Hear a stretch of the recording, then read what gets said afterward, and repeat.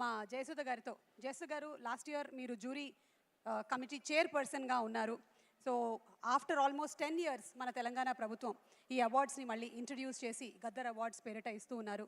దీని మీద మీరు ఏమైనా చెప్పాలనుకుంటున్నారా?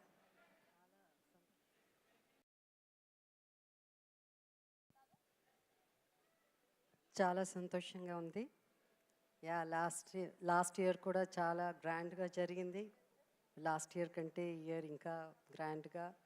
అండ్ నేను కూడా అవార్డు ఈరోజు అందుకుంటున్నాను.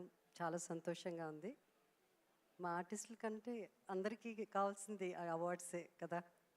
సో మమ్మల్ని గుర్తించి అవార్డు ఇచ్చినప్పుడు అది మాకు చాలా హ్యాపీగా ఉంటుంది. Beautiful moment.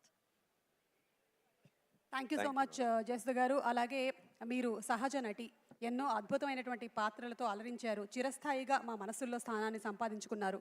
అలాగే ఇటు పక్కన చూసినట్టయితే మా రష్మిక మందన గారు దిస్ జనరేషన్ ఆఫ్ హీరోయిన్గా గర్ల్ ఫ్రెండ్ మూవీకి ఆవిడ అవార్డుని అందుకోబోతున్నారు. మరి ఆ తరం హీరోయిన్స్కి, ఇప్పుడు హీరోయిన్స్కి మీరు గమనించేటువంటి ఆ ఎన్విరాన్మెంట్లో చేంజెస్ ఏమైనా ఉన్నాయా? అది క్యారవాన్ అయితే లేదు, కానీ చేంజెస్ అంటే ఉంటుంది, అది తప్పదు. బట్ ఇప్పుడు వచ్చే ఆర్టిస్టులంతా చాలా చాలా గొప్పగా యాక్ట్ చేస్తున్నారు. ద హోల్ న్యూ జనరేషన్ చాలా టాలెంటెడ్. సో అందరూ మహానటులే ఇప్పుడు వచ్చే వాళ్ళందరూ. Thank you so much Jayasudha గారు. అండ్ అలాగే జస్ట్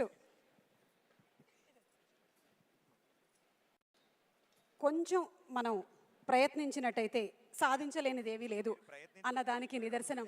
ఎస్, ప్రియాంక గారు, ఒక్క విషయం చెప్పండి, ఒకే ఒక విషయం. కల్కి రిలీజ్ ఎప్పుడు? అదొకటి తప్ప ఇంకేదైనా అడిగితే బాగుంటుంది. నాగి ఎలాగో కల్కి గురించి అడిగినప్పుడంతా గ్రహాలన్నీ ఒక చోటకి చేరినప్పుడు అని చెప్తూ ఉంటాడు. కాదు, ఆవిడ స్పేస్ షిప్ లెక్కి తోసేసినట్టు తోసేశారు మనల్ని పక్కకి. Okay, yes. And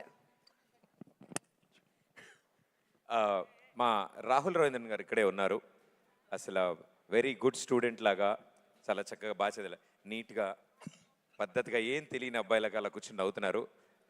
hi Rahul గారు, ఉగాది శుభాకాంక్షలు.